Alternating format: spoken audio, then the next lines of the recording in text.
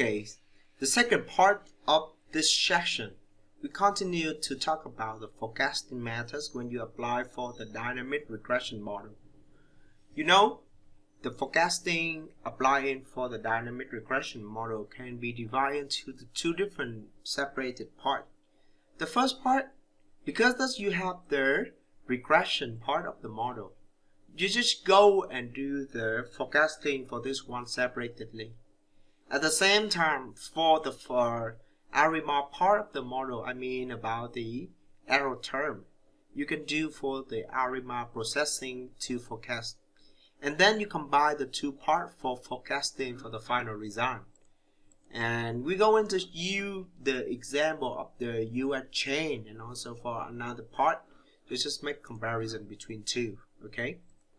First of all, in this section, I introduce you guys to practices on the US chain data.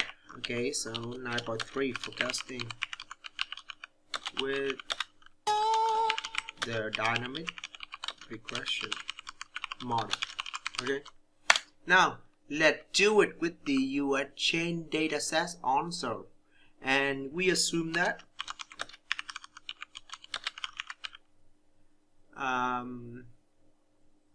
the futures percentage change in income, right? Because as we use the income for the regression part, will equal to the mean of percentage of change from the last 40 years. Okay, and to do that, we just go and assume.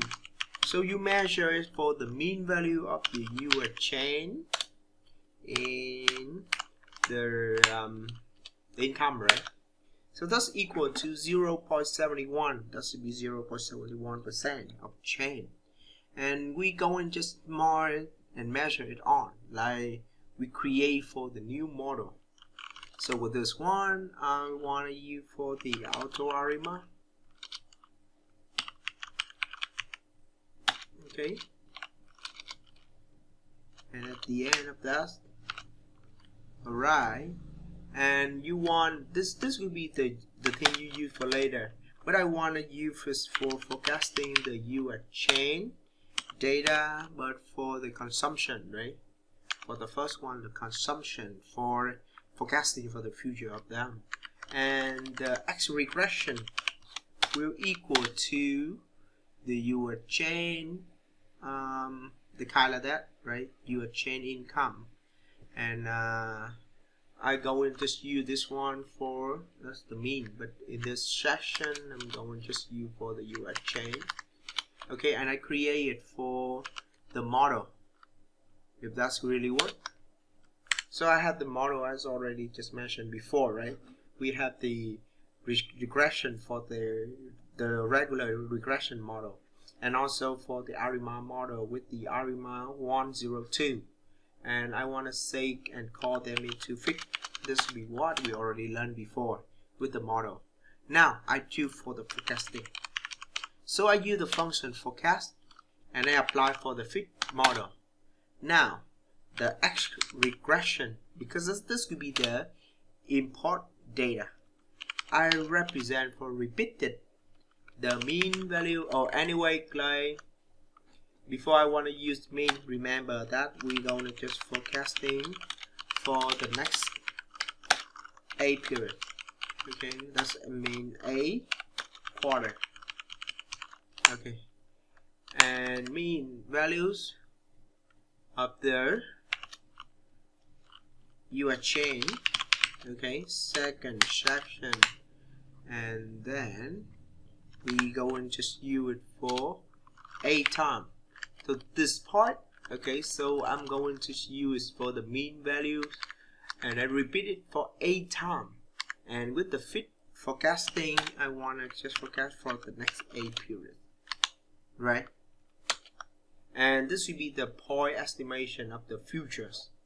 Also, I'm going to plot it if I can do it. So I say this one to be the appcast. That's mean forecast, right? That's the objective. And I use for the auto plot with the appcast.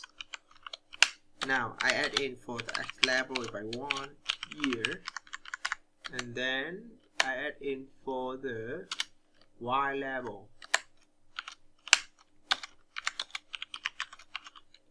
I would say percentage change. Right. Now I have built this one. You see it, this will be the forecasting for the regression model applied in for the error term with the ARIMA model 102.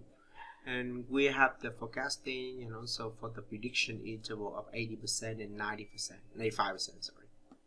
Okay, but I feel not okay with that, and I want to just apply another example. Okay, with the electric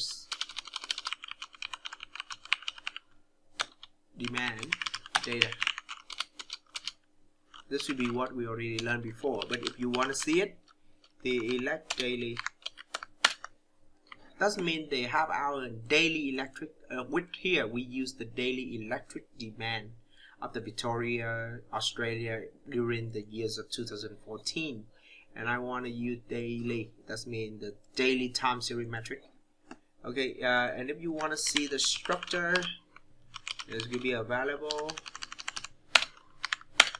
You want to see for the some first observation, electricity daily is available also over here.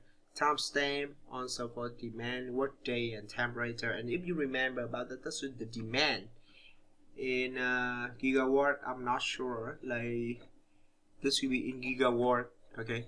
Another one that will be in the workday 0 if that's not a workday, 1 if that's a workday, temperature of the temperature of that one. And I will go to just construct, do the forecasting step to forecast. Okay, so first of all, the step 1, I want to just make a scatter plot to show the relationship. Okay, and to do that, I would say the time I use the function qplot, and that should be what you already learned before. Over here, I created the 2 different time series and do it this one, and this should be available over here to see like the relationship between temperature and demand. And you see it, this will be the regular kind of like philosophy when you see when the temperature very low, the people had to turn on their heat, and in the hot day they had to turn on for the air conditioner. So that means when the weather very extreme, the demand of the electricity could be high. But when it could be in a very comfort zone of the temperature, so you see that's quite a stable and below, right? So that's what I want to say. Like I'm going the same thing, go and just do it with all the thing done. Okay, so you see like the electricity can be used the temperature to predict for the electricity. However, it's not a linear function. It looks like it's a quadric function, and that's the reason why basically I will later use for the quadric model to do for the forecasting. Also, this is a daily data for the week. So the seasonality, they have their equal to 7. That means the weekly seasonality. And we're going to go into the second step to do the tab plot to show the dynamic relationship. Okay, and here I'm going to use this for the auto plot. Remember 2 phases, that means separate the 3 time series because we have the demand, the work day, and the temperature. Okay, so this will be what we not really have to take a look into the work day because it changed into the way we really easy to predict, right? You know which day of the week would be the day of working, which day would be not. So it's quite simple. However, for the demand and the temperature, this will be a kind of continuous variable, and they change. Okay. Now let's go into the third stage. So we do the modeling part. In this one, we will fit a quadric regression model with the Armand error. And I said for the input, so this will be combination of the 3 column. The first one, the mass temperature, that's equal to electric daily with the temperature. The second one, the same, but we just kind of power it for 2. And the last one, we use the workday. Okay, so this will be the import.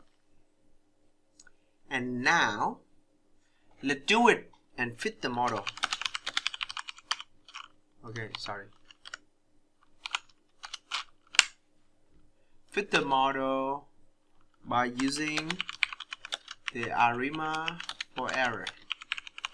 Okay, that's a dynamic regression model, and we use for auto.arima, and we use the electric daily data, but we just use the demand. Okay,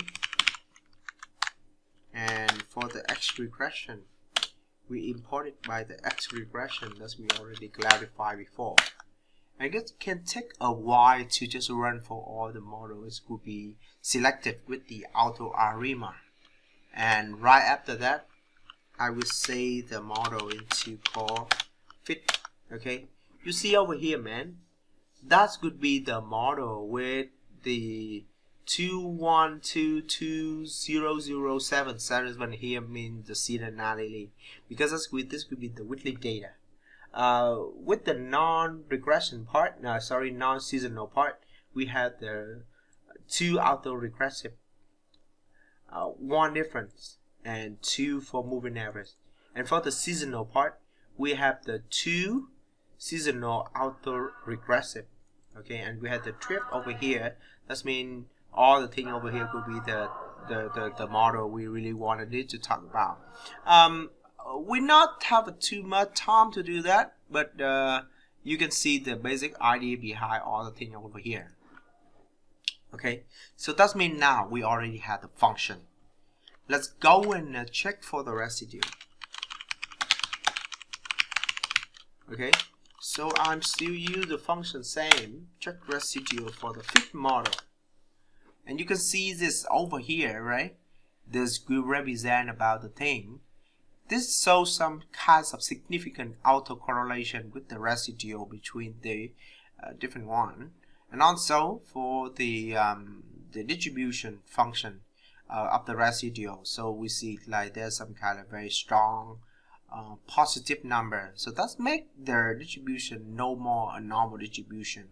And also when you take a look into the Legend box text, so they represent for the p-value smaller than 0.05. And that means this data is non-white noise. Okay, that will be the problem. Lastly, let's go in. We call it to be step 5. Okay, and we use the model created for modeling. Right now, let's get to it. Just the details of the data about the electricity demand daily. Okay, so this will be going to the end of all the data. Let's go and tell with this one from here. We do it for forecasting the next 14 days. Okay, so I'm going to use the function forecast. And with the fit model created, I use for the X regression. Okay, and that should be the C by. For the next, for example, now I just run it for like 1 period only, and I do it with the 26 for the maximum temperature, 26 power 2 and 1. So that will be on those days the maximum temperature will be 26. And this also is the result of the kind of quadric model. So that's the reason why I just power them for 2. And that will be a work day. Okay. And if you do that, you can forecasting for, I don't know, have any kind of problem. But I'm going to check it for the another kind of forecasting So it's over here. The same we use for the fit model, and when we input for the input variable, we combine for the three number. First of all, we repeat for the 26 degree for the maximum temperature for the next 14 days. The same we repeat for the maximum temperature square. The same for the next 14 days.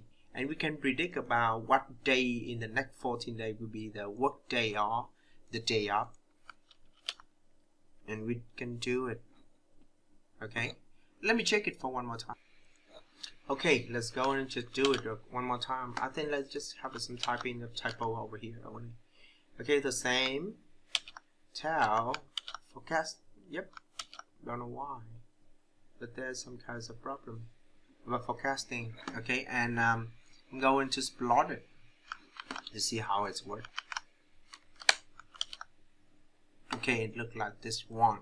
Okay, and this will be the result of the forecasting based on the dynamic regression model. Thank you so much. Okay, for the fourth part of the process, when we talk about the stochastic and the deterministic, okay, I will not spend too much time for this one because I don't have time for that. But anyway, when we use it for the process number 4 about stochastic and deterministic trend in the dynamic regression model, we can take a look into the example of the Australia. Okay, so if you go into for the annual, if you go into see for the annual number of the international visitors into Australia based on the units of the million from 1980 to the 2015, we go in just can plot it for the going next model, and we go through for some kinds of quick modeling about going to do it with the also the stochastic and deterministic model, and you apply it for them for all two, and then you can plot it. So for this part, most of the time we will just talk about how we can just compare between the deterministic trend and stochastic trend. Basically like deterministic, because they have a kind of more construction and constant in the data, so we have a narrower kind of like prediction interval. However, when we talk about stochastic trend, because they have a more kind of like wildly random, the prediction interval can be a little bit larger. So for this part, I would just leave it for you the time to just scan through and to see like what's going to happen after that. Thank you so much.